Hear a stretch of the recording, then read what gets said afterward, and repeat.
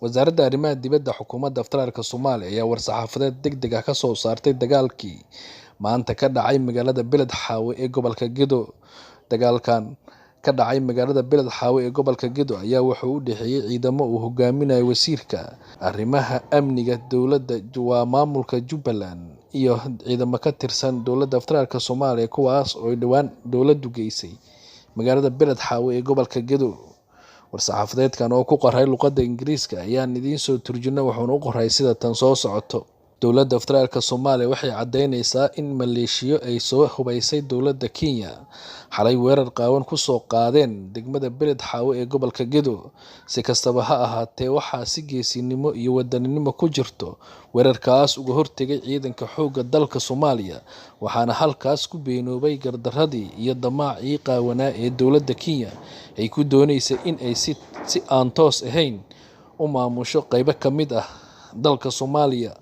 Dowladda federaalka Soomaaliya waxay cambaareynaysaa isku dayga fashilmo oo ay dabada ka waday soona qorshaysay dowladda Kenya.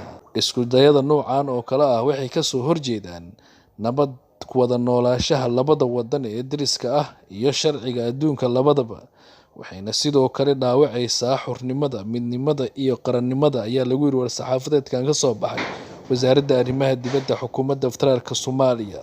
Wixii warar ee ku soo kordha xaaladda Beled Xaawe waxaad kala socon kartaan Zucamada Media. Wasaaradda Arrimaha Dibadda Xukuumadda Federaalka Soomaaliya ayaa war-saxaafadeed degdeg ah ka soo saartay dagaalkii maanta ka dhacay magaalada Beled Xaawe ee gobolka Gedo.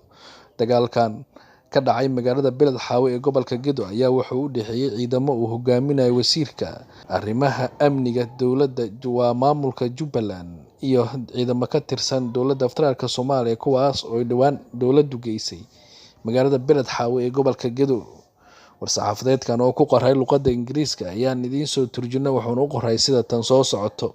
Dowladda federaalka Soomaaliya waxay cadeynaysaa in maleeshiyo ay soo hubaysay dowladda Kenya xalay weerar qaawan ku soo qaadeen degmada Beled Xaawe ee gobolka Gedo. Si kastaba ha ahaatee, waxaa si geesinimo iyo wadaninimo ku jirto weerarkaas uga hortagay ciidanka xoogga dalka Soomaaliya, waxaana halkaas ku beenoobay gardaradii iyo damaacii qaawanaa ee dowladda Kenya ay ku dooneysay in ay si aan toos ahayn u maamusho qaybo ka mid ah dalka Soomaaliya. Dowladda federaalka Soomaaliya waxay cambaareynaysaa isku dayga fashilmo oo ay dabada ka waday soona qorshaysay dowladda Kenya. Isku dayada noocan oo kale ah waxay ka soo horjeedaan nabad ku wada noolaanshaha labada wadan ee deriska ah iyo sharciga adduunka labadaba, waxayna sidoo kale dhaawacaysaa xornimada, midnimada iyo qarannimada ayaa lagu yiri war-saxaafadeedkan ka soo baxay Wasaaradda Arrimaha Dibadda Xukuumadda Federaalka Soomaaliya. Wixii warar ee ku soo kordha xaaladda Beled Xaawe waxaad kala socon kartaan Zucamada Media. Wasaaradda Arrimaha Dibadda Xukuumadda Federaalka Soomaaliya ayaa war-saxaafadeed degdeg ah ka soo saartay dagaalkii maanta ka dhacay magaalada Beled Xaawe ee gobolka Gedo. Dagaalkan ka dhacay magaalada Beled Xaawe ee gobolka Gedo ayaa wuxuu u dhexeeyay ciidamo uu hogaaminayo wasiirka arrimaha amniga dowladda maamulka Jubbaland iyo ciidamo ka tirsan dowladda federaalka Soomaaliya kuwaas oo dhawaan dowladdu geysay magaalada Beled Xaawe ee gobolka Gedo. War-saxaafadeedkan oo ku qoray luqadda Ingiriiska ayaan idiin soo turjunay wuxuuna u qoray sida tan soo socoto. Dowladda federaalka Soomaaliya waxay cadeynaysaa in maleeshiyo ay soo hubaysay dowladda Kenya xalay weerar qaawan ku soo qaadeen degmada Beled Xaawe ee gobolka Gedo. Si kastaba ha ahaatee, waxaa si geesinimo iyo wadaninimo ku jirto weerarkaas uga hortagay ciidanka xoogga dalka Soomaaliya, waxaana halkaas ku beenoobay gardaradii iyo damaacii qaawanaa ee dowladda Kenya ay ku dooneysay in ay si aan toos ahayn u maamusho qaybo ka mid ah dalka Soomaaliya. Dowladda federaalka Soomaaliya waxay cambaareynaysaa isku dayga fashilmo oo ay dabada ka waday soona qorshaysay dowladda Kenya. Isku dayada noocan oo kale ah waxay ka soo horjeedaan nabad ku wada noolaanshaha labada wadan ee deriska ah iyo sharciga adduunka labadaba, waxayna sidoo kale dhaawacaysaa xornimada, midnimada iyo qarannimada ayaa lagu yiri war-saxaafadeedkan ka soo baxay Wasaaradda Arrimaha Dibadda Xukuumadda Federaalka Soomaaliya. Wixii warar ee ku soo kordha xaaladda Beled Xaawe waxaad kala socon kartaan Zucamada Media. Wasaaradda Arrimaha Dibadda Xukuumadda Federaalka Soomaaliya ayaa war-saxaafadeed degdeg ah ka soo saartay dagaalkii maanta ka dhacay magaalada Beled Xaawe ee gobolka Gedo.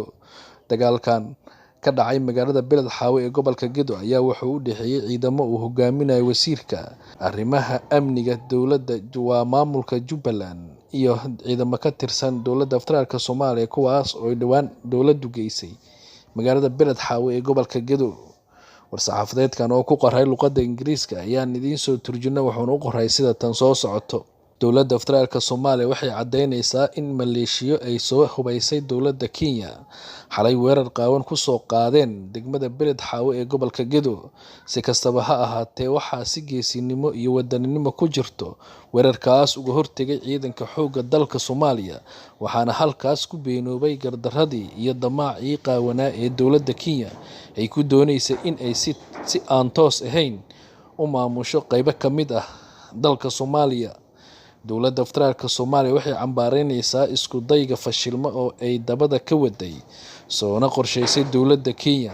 Isku dayada noocan oo kale ah waxay ka soo horjeedaan nabad ku wada noolaanshaha labada wadan ee deriska ah iyo sharciga adduunka labadaba, waxayna sidoo kale dhaawacaysaa xornimada, midnimada iyo qarannimada ayaa lagu yiri war-saxaafadeedkan ka soo baxay wasaaradda arrimaha dibadda xukuumadda federaalka Soomaaliya.